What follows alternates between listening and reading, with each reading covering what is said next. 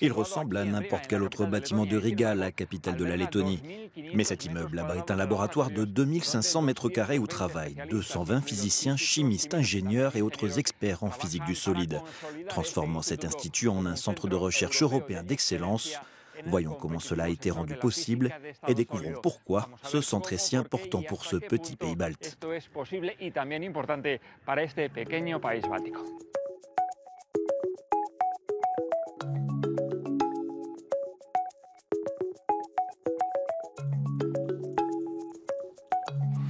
Fondé en 1978, cet institut de physique du solide vient de devenir, selon ses responsables, le centre d'excellence le plus avancé des pays baltes en termes d'éducation, de recherche, d'innovation et de transfert de technologie.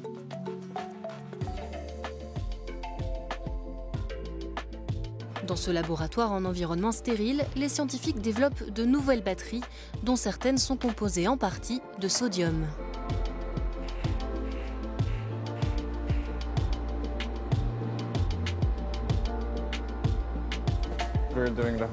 Nous faisons toute la synthèse et la caractérisation. Et puis, plus précisément ici, nous assemblons les batteries et nous étudions ces matériaux et leur comportement.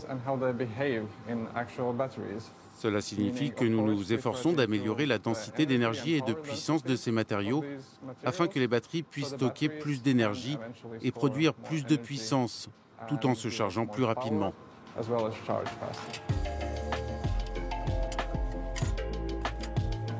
Les chercheurs souhaitent également développer les LED organiques de demain. Pour cela, ils testent différents matériaux pour trouver celui qui rendra la fabrication de cette future technologie d'éclairage aussi simple que l'impression jet d'encre.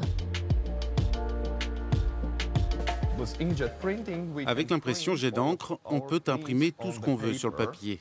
De la même façon, si l'on dispose de matériaux organiques qui peuvent être facilement traités chimiquement, on peut produire des LED avec des techniques similaires à l'impression. C'est bon marché et nous pouvons créer de la lumière artificielle sous toutes les formes possibles. Des nouveaux matériaux d'une autre nature cette fois sont étudiés dans le laboratoire de spectroscopie. Les scientifiques y ont développé un nouveau type de céramique qui permet à l'œil humain de voir des rayons laser jusqu'alors invisibles. Une découverte qui pourrait avoir de multiples applications médicales, notamment dans les blocs opératoires.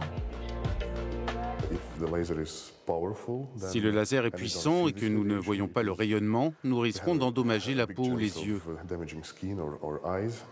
C'est pourquoi nous devons transformer ces radiations pour les visualiser. Nous avons donc développé un matériau qui peut transformer les radiations infrarouges en lumière visible avec une très grande efficacité. Toutes ces avancées technologiques ont été rendues possibles grâce à un projet de recherche européen qui a permis à l'Institut de se rapprocher du monde de l'industrie.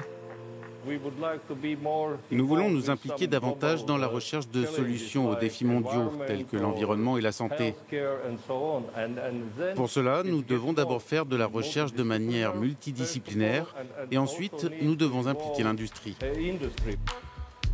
L'Institut de Riga mène également des recherches pour développer de nouveaux nanocomposites, des matériaux électroniques, des couches minces et des technologies de revêtement.